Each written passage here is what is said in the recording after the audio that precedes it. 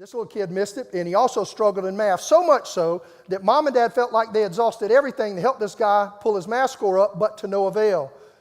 They were sharing their frustration with some of their parents who had a teacher as a son who taught at the university. They said, your son teaches, is it math he teaches? They said, yeah.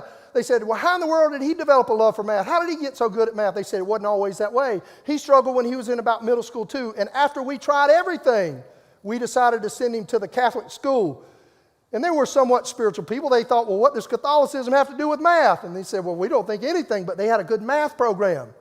And they paid a lot of attention to some of the core subjects, and it helped our kid pull his grade up, so we left him there. And they thought, well, you know what, we'll try it. We hadn't tried anything else. We tried everything else, and nothing's worked. So they sent the kid to the Catholic school.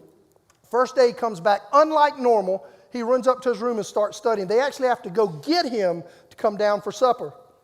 After supper, he goes back up to his room and starts to study again. They're not sure what's going on, but they do like the change in their son. Fast forward 9 weeks, the end of the semester, he comes home, drops his report card on the table, runs up and starts to study. Mom and Dad are a little nervous. They're thinking if he pulled his grade up, he probably would have showed us his report card. And they're like, you open it, you open it. Finally, they decided together they would open it. Moms and Dad together is not a bad thing for us to model for our kids, by the way, when we're on the same page together. So Mom and Dad decided to open it together. And when they pull the card out, right beside arithmetic, mathematics, it says B+. This kid who was failing has pulled his grade up to almost perfect. Mom and Dad are like, what? How did he do this? And they rush up, knock on the door. He says, come on in. And he's studying his math. And they're like, how did you do it? How did you do it? He said, what are you talking about? How did you pull your math grade up to a B+, from failing to almost perfect? He said, you wouldn't believe it if I told you. They said, well, tell us. He said, well, when you dropped me off at that Catholic school, the first day, is in a room kind of like this. Said the first day they had what they call an assembly. And I knew in that assembly that they meant business with math, so I had to study. And they said, what do you mean they meant business with math? He said, well, when I walked in and we were getting ready to get started, I looked up and I noticed at the very front of the room that they had nailed a man to the plus sign.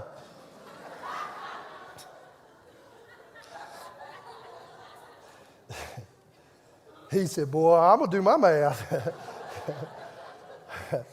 I'm not getting nailed to a plus sign, that's for sure. You know, I remember the first time I read that story, I chuckled and laughed as well. And I do think it's comical.